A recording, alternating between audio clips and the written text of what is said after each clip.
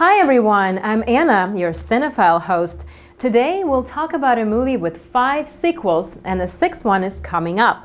Bourne Identity, starring Matt Damon, is a standard cost-effective movie. It leverages $214 million all over the world with a production cost of $60 million. Matt Damon was named the sexiest man alive in 2007 after the 3rd sequel, The Bourne Ultimatum. Most of you should be familiar with the story of the first movie in the franchise, Bourne Identity. Jason Bourne lost his memory. Thanks to the training and the reaction mechanisms, he kills all the assassins sent by the CIA and survives after finding out who he is and safely lives with his partner Marie in the end. With the petty cash offered by the captain of the fishing boat and the little tube which can flash out a bank account, Jason takes TGV high-speed railway to Geneva. That night, before he reaches the bank account, he sleeps on a bench in a park. When 2 cops are trying to arrest him, Jason mechanically takes them down unintentionally. At the same time, an internal investigation was initiated by the CIA for an assassination accusation claimed by an African political leader in exile. The leader was supported by the CIA before, but he alleges that the CIA is trying to assassinate him, and he has the proof.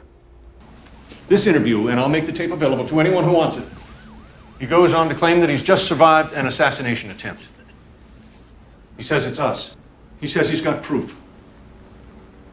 The director wants to know if there's any possible shred of truth in this accusation.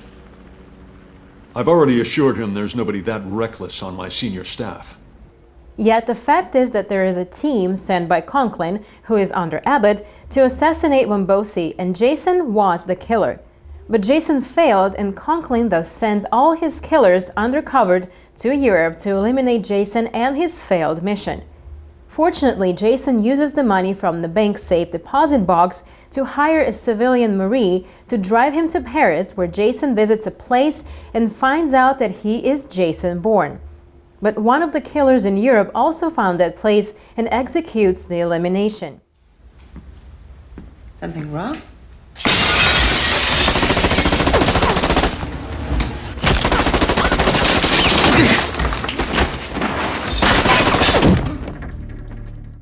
Marie knows nothing about what is happening. However, after she found that she and Jason are wanted by unknown authority, she is extremely frightened. Scared, Marie decides to follow Jason, running away in the end. Last chance, Marie.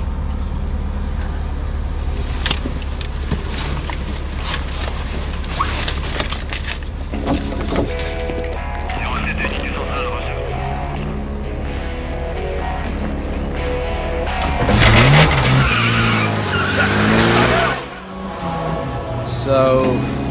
What? We got a bump coming up.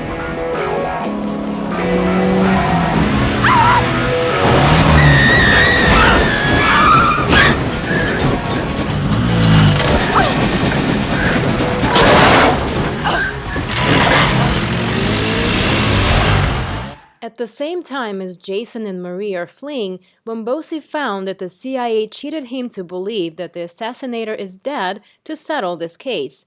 Because Wombosi doesn't buy it, Conklin sends a killer to snipe him down to keep the failed mission in silence. But that is On the other hand, Conklin evades his responsibility of gunning down Wombosi to Jason. Wombosi was assassinated in his house in the middle of Paris. Yeah, we just heard. It's him, it's Bourne. We're almost positive. He had an assignment. He failed. He obviously felt compelled to finish the task. Shh, Jesus. We think he'll come back in now. I mean, it's routine. It's like behavioral software. He's following a protocol. Now that he's completed the mission, we think he'll come back in. They always do. But Jason is not back in the CIA. Until this moment, Abbott has a feeling of crisis about his future. He is afraid that he will be hurt by Conklin. You've got a Black Ops agent who's off the reservation. He's trashed an American consulate. He's on the run somewhere in Europe. You don't know why. I've got to stand before an oversight committee. What am I going to tell them about Treadstone? You're worried about a budget meeting? We don't take care of this. We don't make it to the men's room. Is that clear enough for you? We will burn for this. We will both of us burn. Treadstone Operation is the secret mission training for Jason to become a professional killer. He was assigned by Conklin to sanction Wombosi, but he failed and triggered a series of incidents afterward. At this time, through the information about one of his other identities named Kane, who was planning to buy a yacht related to Wombosi, Wombosi goes to the morgue to check Kane's body, and Jason starts tracking Wombosi. Since Wombosi was killed and the news said that Wombosi was trying to find out the killer's identity, and Jason thus acknowledges that he is the killer. Because of the death of Wombosi, the French police found Jason at the hotel he stays at. Likewise, the killer found the same place through police internal communications. Jason and Marie then turn around to a suburb residency of her ex-boyfriend. Coincidentally, Conklin also found the place through the past communication record of Marie. As a result, both of them moved to the same spot at the same time. The showdown was up on the stage the next morning after Jason and Marie move in. We should never have come here. These children, if... That's not gonna happen.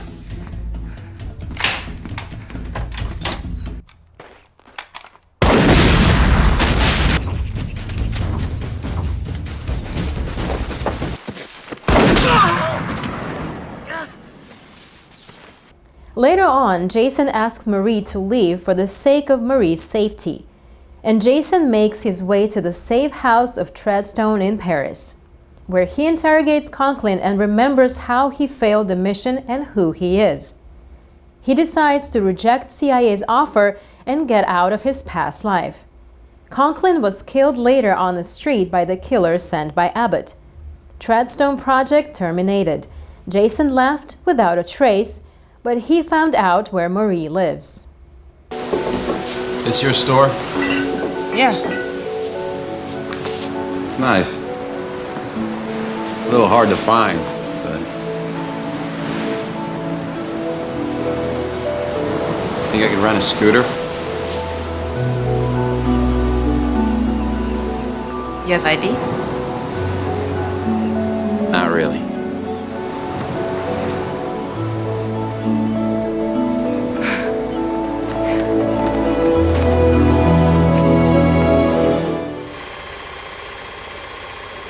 So, what are we going to do? I told you I'd clean this up. That's what I'm doing. Can you really bring him in? I think we're past that, don't you? What, do you have a better idea? Well, so far you've given me nothing but a trail of collateral damage from Zurich to Paris. I don't think I could do much worse. Well, why don't you go upstairs and book a conference room? Maybe you can talk him to death. The reason why I'd recommend this movie is that there are plenty of easy-to-understand sentences. For instance, in our classic dialogue, Abbott said, "I couldn't do much worse." On the other way around, you might have thought of the sentence like this, "I couldn't do much better." And Conklin said in the dialogue, "I think we're past that, don't you?" It sounds easy, but would you say so in this way? Think about it. And the last sentence, "Maybe you can talk him to death." If it's not said by an American in a movie, you might think that the sentence is a direct translation from Chinese, wouldn't you? I'm Anna. Hope you've learned something from this episode. You can find more on Funday website. See you there.